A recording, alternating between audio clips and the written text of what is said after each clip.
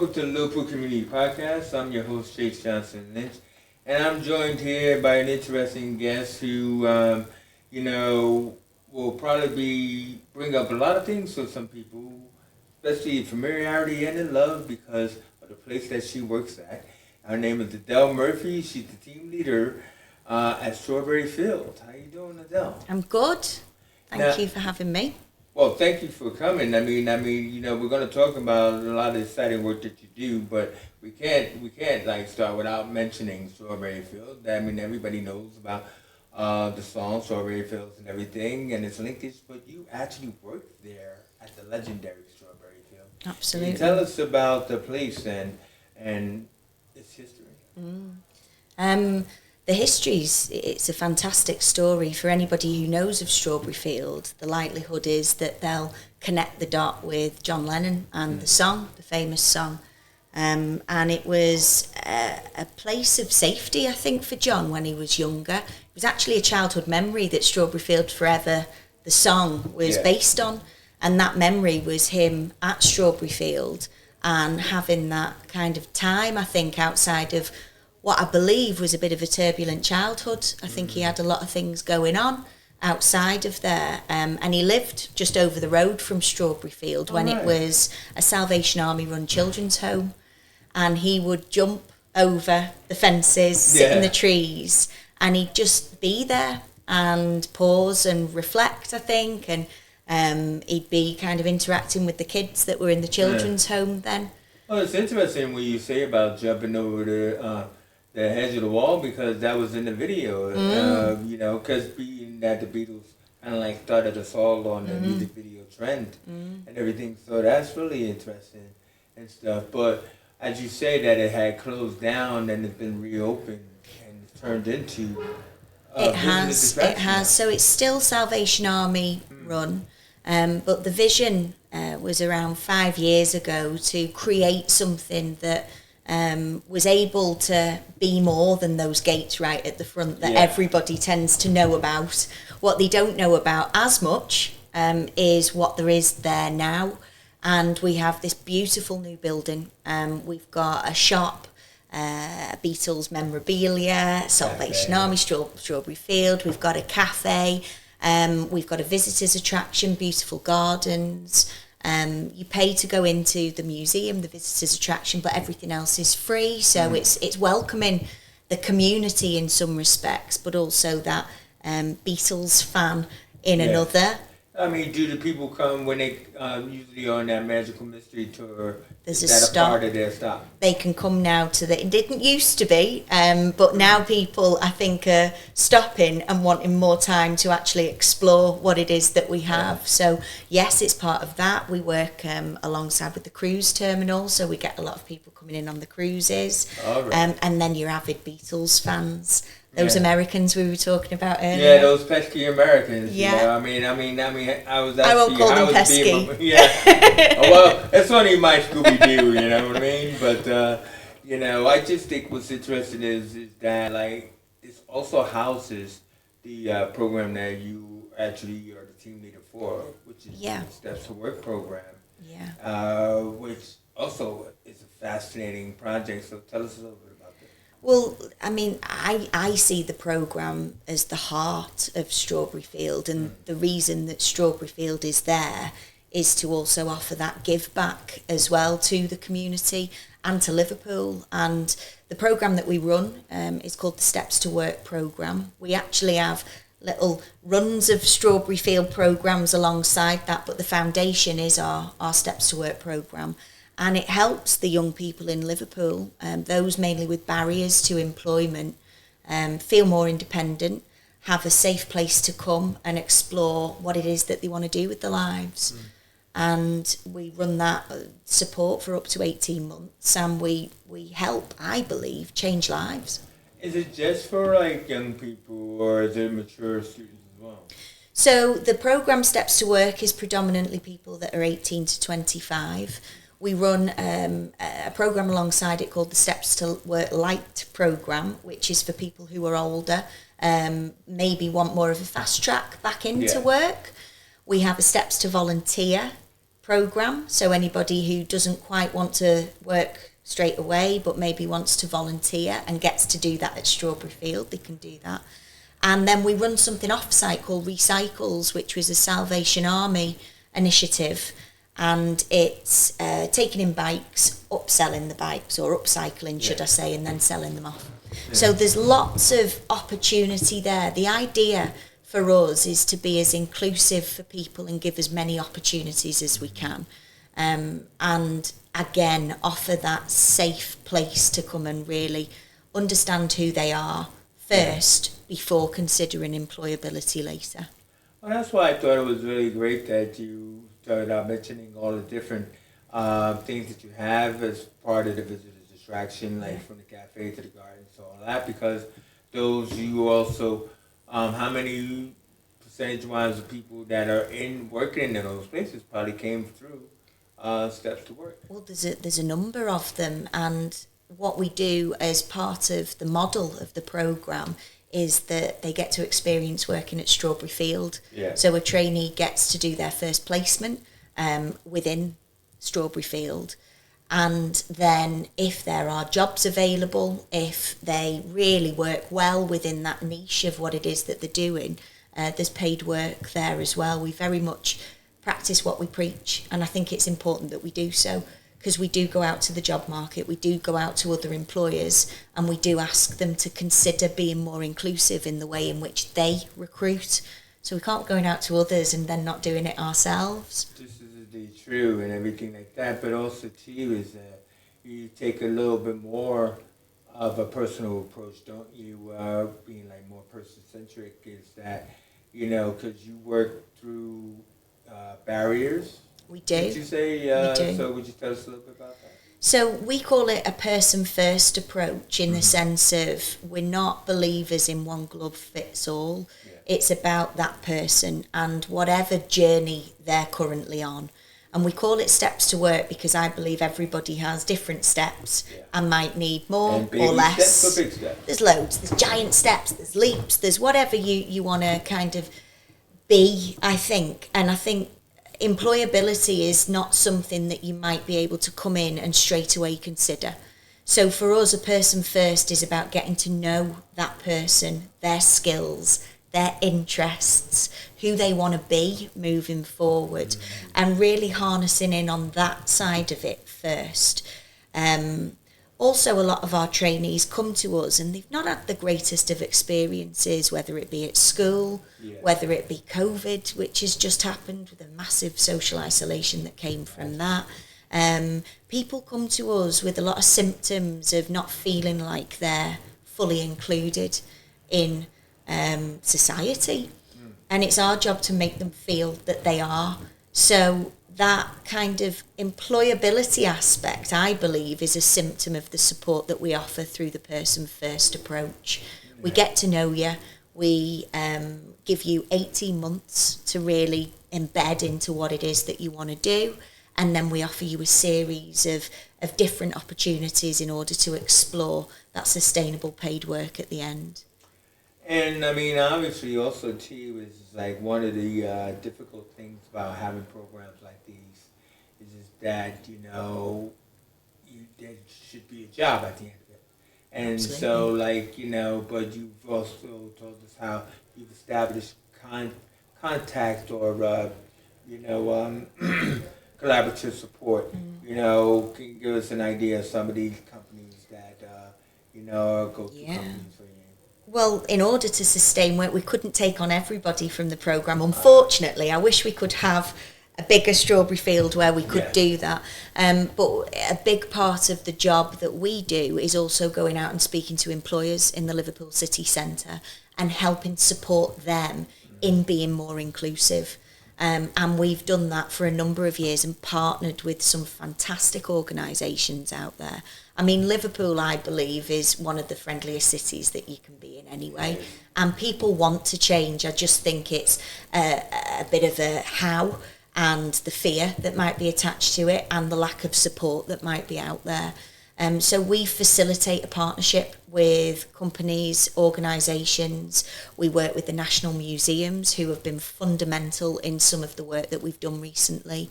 The likes of John Lewis are big advocates of the change in which we're trying to aspire to other companies and organisations, and we work with the employer, not just the trainee. So they get the support of our programme as much as the trainee does. And it's important. I think it's important, not just because everybody deserves a chance to work, but also because these employers are actually now noticing and seeing this pool of talent that they weren't getting to prior to working with us, and they're noticing the benefits of doing things differently and how it's working for them as well. Yeah. No, obviously, talking to a person like yourself and the experience that you have, there are a little bit of like the hard questions. Or the hardball questions, softball questions. Don't get scared. Should I be scared? Nope. Okay, good. Well, no, I just think that your knowledge, like as we were talking about, is probably interesting for people to know. I would say, what do you think is like, one of the biggest barriers that people have to face? And to lead you down the road is like you were saying about recruitment itself. How is that? Absolutely. Well, not only have they got the barrier of having to figure out what it is that they want, once they figure out what they want and once they are job ready, it's then in the way in which we recruit nowadays is a barrier. The recruitment process itself, to try and provide an employer with a snapshot of everything that you are in an interview setting. I hate interviews. I don't know about you, but they're not fun, are they? Remember the time when they were suggesting do a video CV? Yeah. And it's like, exactly what do I show you? Exactly, exactly. And also, it's not just the interview, it's even getting to the interview stage. It's an application that's 5 pages long. It's then sending it off into, and maybe not getting any response or feedback. There's so much in these processes now. I think that you become more of a kind of volume number than you do really a person. And that's even before you get to interview stage. So a big part of what we're trying to do at Strawberry Field is showcase different ways of really reaching that talent that's out there. The museums have been a massive example of that with us, where they offered to do things differently, and we suggested a neurodiverse assessment day. Wow. So focusing with our trainees, coming in and doing things that are reasonably adjusted to make that person feel as comfortable as possible. And you know what? The change wasn't massive. It was quite simple, the things that we were asking for. It's more about consideration, isn't it? Awareness, consideration. Attitudes. Yeah. Absolutely. Giving people that time and patience and kindness to be able to really showcase who they are. We had 8 trainees go to that assessment day, and they gave 6 of them paid work at the end. And the feedback from the managers was, we need to do this more. This shouldn't just be a neurodiverse way of looking at it. This is what we should implement for everybody. Yeah. Because the difference that they got in terms of their benefit, but also the benefit for the person. And as I say, they got 6 really good employees from that. See, this is why I wanted to talk about it, because it's like with your program and the time length of your program and focusing on people, you're not just saying how to write a CV. No. You know what I mean? Or maybe doing a mock interview and stuff like that. You're actually getting more detail into things where we'll cover like the attitudes and fears. I mean, like a question like I think you asked me, which I think is important, is like the issue around the ticking boxes. You know, like should I mark disability, or should I mark diversity and everything else like that? And then now that we have the pronouns and everything else going on, it's like, in your experience, because being around in that time, because we're in this moment of change, aren't we? I mean, what feedback do you think you've gotten from young people when it comes to that they have to feel those things? I think it makes them feel a little bit on the back foot, but I think that that's a symptom of how they've been feeling about their condition before they actually come to us, and they see it as a barrier. And actually, there are so many strengths within differences, but they've just not explored those strengths, and they've got to a point where they're starting to feel quite anxious and low self-esteem. The number one barrier you mentioned before, and I'll answer it now, is confidence, is self-esteem, is lack of direction. And I think sometimes, with the best of intentions, these applications are promoting inclusivity, but do they fully then follow it through?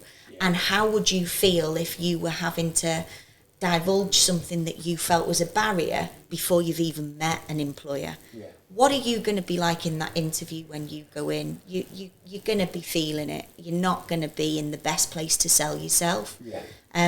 I also wonder how much communication there is from the application to the interview stage. Are those managers sat in front of that person really understanding what that disability is? Do they even care is also the I question. think they would. I think they would if they no, do. you think they would, but I meant in the sense where it's like people are dealing with issues like that all their lives. Yeah. And what it is they're carrying it around like baggage. Yeah.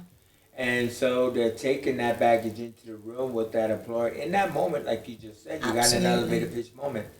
And it would be helpful if the employer was more concerned, or like if you're asking for someone to share, that they're actually taking that on board and stuff like that. And understanding what that then represents. Exactly. Because if you're somebody who is autistic, it doesn't mean for 1 second that you can't do the job that you're going in for. It doesn't mean that you're going to need... Absolutely. Especially if it's the right job that you're going in for.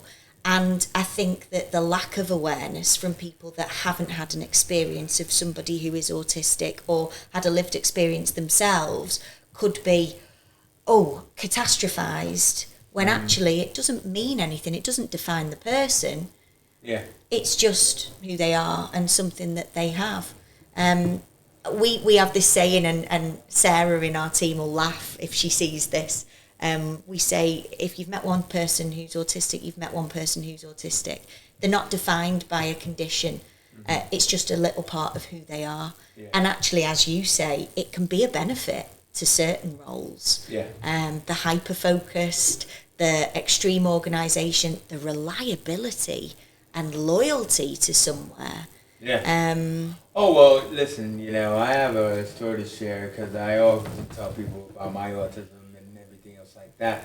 And basically that came with my, photographic memory or my didacticness at the time. But I worked at an accounts payable job in a library. Right. I was the only one in the library. Nobody wanted to be in there, But I mean, it's like my job was finding lost checks. And obviously, they only just put me there because I was a temp. But it was like they were surprised when I go, here's one. What? Here's another one. You know what I mean? But then again, did you think you'd be appreciated with that kind of skill set? But, I got fired for reading a comic book. I went right to the end. Our trainees would never do that. What? Our trainees would never do that. Sorry, I didn't take your program. Hey, man, it was a good comic. But, yeah, don't read comics, kids, on people's time. Another hardball question, and I really think it's important, is that what do you think about job fairs? I appreciate that there's people out there that are willing to go to them. I think it's a good experience. Was I not being nice enough there? I don't know. Okay. No, I get it. I see it. I do wonder, is it a tick in the box exercise? Is it a promotional opportunity? And do people actually get what it is that they've gone there to achieve, which is a job at the end of it? I think it depends on the industry. I think it depends on the organisation. I said before to you, I don't think we've had one trainee that's got a paid job through going to a job fair. But it's a good experience. I think, yeah. It's a good market to experience as far as here are the levels of jobs that are out there, and test your people skills and Yeah. talking to the person behind the desk and all that Yes. kind of stuff. Yeah. Yeah. So I mean, like there is that benefit to it. But, It is. You know. We advocate them in a sense of the experience. Go along, but we also go to them ourselves as somebody that's looking for people as well. But yes, the definitive of then getting what it is that you want from them. I wonder if it's a bit more of a blanket approach than that niche approach that I believe employers get a lot more from. Well, speaking of niche, I mean, you know, we were talking about like how are you with? I mean, because you mentioned, you know, these different organizations and companies that you work with. How you with creative media companies, and you know, it's been discussed about you know the job opportunities for creative media and everything. And there was an interesting debate came up as like reality versus desire. Absolutely. You know, the reality of the work out there and the desire of wanting that particular job and stuff Yeah. like that in Yeah. this niche industry. Yeah. Just your thoughts. I think it's important to have a dream and an ambition because that's something that you work towards. I think that it's also important to get a reality of what that job would entail. For example, if you want to work in retail but you don't want to work weekends, then retail's not for you. And you gotta work Christmas, people. You got to work Christmas. I mean, Christmas is busy. I know. I've had a In Christmas fact, you job probably have to before. start at Christmas, don't you? That's Yeah. where Christmas That's temping. where they're doing most it's of your their foot in the door. what do you call that? All the people there, they want everybody in. Yes, yeah. Childcare isn't just about going in and getting to play with the kids and having a lovely time with them. Yeah, there's an aspect of that, but there are other fundamental parts of it that you need to have. So we want to work with a trainee to make sure that they end up in something that is going to be able to transfer into that ambition that they have. But it's not always going for that dream first. It's about saying things like, okay, if you really want to work in childcare, why don't we get you an experience in a nursery? So we offer up to 3 work placements. Okay, go in the nursery and really feel what it's like. We say to employers as well, please try and partake within this with the trainee, like it's a reality check of what this job might be. Because the amount of trainees that will go, oh, I don't know if I want to do that anymore now. And we're okay, great, well, at least you know. Don't just bring them in to make coffee. I mean, you know, take the risk in like, you know, giving them something else to do besides just making coffee. There are a lot of companies that do that, don't they? Yeah. And stuff, you know. I think as well nowadays it's about that work ethic that we're talking about as well, and those basic fundamental skills that we try and say to every trainee are imperative wherever you want to go, whatever job you want. You know, the enthusiasm, the willingness to learn, the flexibility, the attendance, the punctuality. Home in on those things first and get good at that. You know, get good at your commitment levels and that routine and structure that is missed for so long, and now suddenly you're in something where you have to be on it, you have to be engaged, you have to be pushing outside of that comfort zone. And if you've been in that comfort zone for a long time, it's not an easy thing to do. And again, that's why I think Strawberry Field and the Steps to Work programs work, because we give them time and space to explore all avenues of what a job is. And it's a lot more than just a wage at the end of the week. It's a sense of purpose, it's a routine, it's an achievement, it's a learning, it's a team place, it's a social environment. You can't just go from not having that to suddenly going into that and it work. You've got to spend time really focusing on the skills that are required for it, and I think we give people that space to do so. Well, I think like I said, what you discuss, what you do, I think is fantastic, because to me the secret is malleability. You know, like being Mr. Fantastic, you know, you got to be able to change and course correct. You know, like if you're singular focused about what kind of job you want or what kind of skill you have, then you're doing yourself a disservice about thinking about all the other interpersonal skills that you might also have that could also lead to different types of jobs. Which is why I always, you know, promote the creative industries, because if you look at the end credits of a film, those are 50 jobs.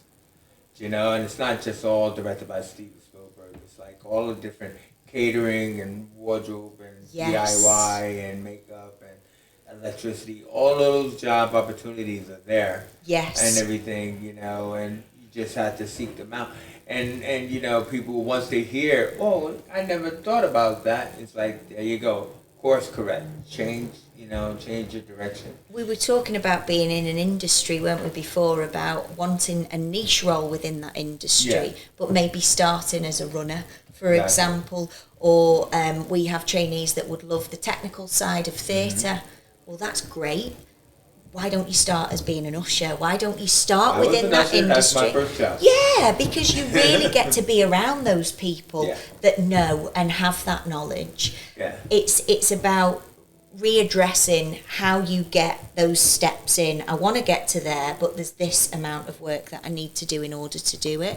And sometimes it's not about getting that first absolute job. It's about, as you say, starting off and working your way up and figuring out along the way. You might end Yeah. up saying, I need 20 steps to get to there, and you end up finding something that's even better suited to you by taking 10 steps into there in a different direction. So Yeah, it is. and jobs in rule, well, they're boring. But so like the bigger the group, the more they're excited by new people coming in, and that's where your interpersonal skills come in, because it's kind of like, you know, the growth potential, especially in creative industries, is so vast, and it's not based upon like what you've done before. It's based upon what you're going to do for me now. Yeah. So showing up, like you just said, having a good attitude, like you just Yes. said, you know, all of those things are tantamount and everything, and then you build your own future. Yes. You know Yeah. what I mean? So it's all great. And you know, basically, because you said all of this stuff, you know, you were saying that you have a 57% of people that have gone into paid work.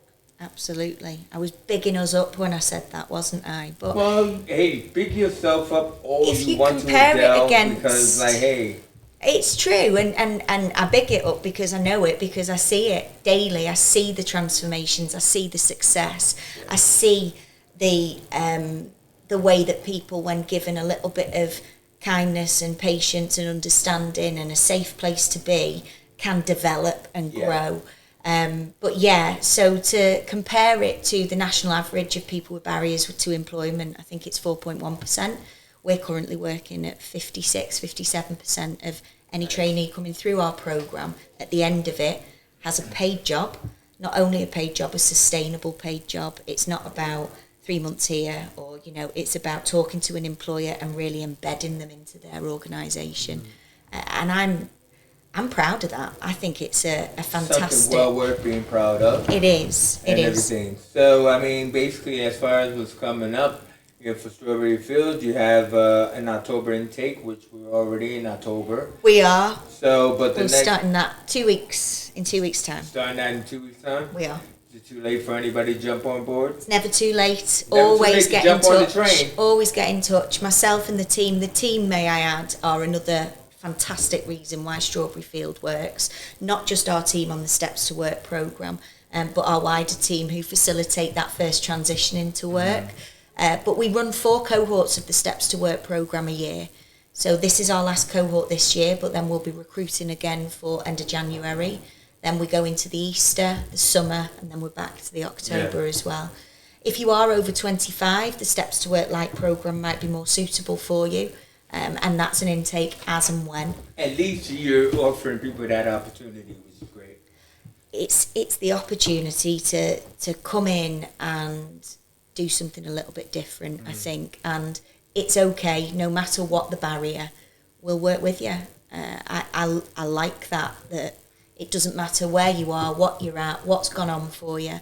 I remember one trainee came through the gates and he had a really harsh upbringing. I think he was there was gang-related issues there as well. And he came in with this bravado. It was a bit scary, actually. But this bravado, and it melted away within the first 2 weeks. Yeah. And he turned round and he said, I don't have to look over my shoulder here. I feel safe. Yeah. And if we can just offer you that, then that to me is as big a deal as finding that paid work opportunity in the end. You might end up that your steps are into meaningful volunteering. It might be that it's back into education. I do want to work in childcare. Right, well, we need to get you those qualifications in order to do that. Let's help support you with that. But what we do works, and it's down to the environment. You wouldn't get what you get anywhere else. Strawberry Field is a one and only. So even if you're not interested in the programme right now, forever. Strawberry Field forever. Don't demonetize me. Don't. And I didn't sing it. I didn't. But come and see what we do there, because it is so much more than an employability programme. Well, as we also offer is like, how can people find you? Like website or social media? Yeah, so it's strawberryfield.com, www.strawberryfield.com. I should have known that before I started. But we're in Walton. We're just off Menlove Avenue near Calderstones Park. Walton or Walton? Walton. Walton. Walton. With the two O's. They're two very different places. They are very much so. They are. But if you're in South Liverpool way, it's that way. But you can go on the website, you can Google Maps us, we're on TripAdvisor. But even if you just put in Steps to Work Liverpool, it should showcase our part on the website, what it is that we do. And this is for parents and carers as well. It might be that you have a person in the family that doesn't know what direction they're going in, and you're listening to this podcast and they don't know that direction. Well, bring them to Strawberry Field and come and see what it is that we do, and it might be that we can help that way as well. Adele, thank you very much for coming into our studio and everything like that, educating and enlightening people about other opportunities that are out there. So it's not just a stop on a magical mystery bus tour. It's actually an adventure into the future. It is. I like that. Can I use that moving forward? You can. An adventure into the future. I'm a writer and I'm just, but, Steps to Work program. Adele Murphy is the team leader and everything. And, she gave you the social media handles. And the opportunity is still out there for the next 2 weeks before this intake starts. So, like, if I were you, I get about looking and everything. And you've been listening to the Liverpool Community Podcast. Please like and subscribe and everything. Make a comment. It's all good and everything. But for now, we out of here. Thank you.